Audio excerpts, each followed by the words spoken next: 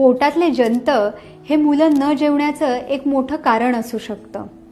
पोटात जंत झालेत हे कसं ओळखावं बरं? अधूनमधून पोट दुखणं, विशेषतः बेंबीच्या जागी. मुलं नखं, माती, पेन्सिल, खडू खातात. झोप नीट लागत नाही, अंगाला खाज येते.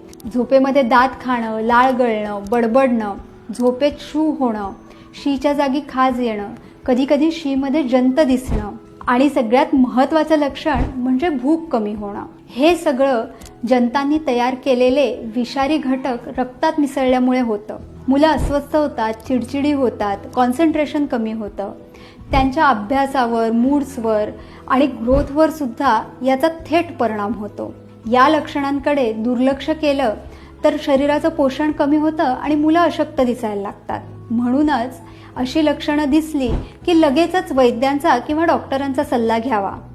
योग्य उपचार आणि पचन सुधारणारा आहार यामुळे मुलं पुन्हा ॲक्टिव्ह होतात.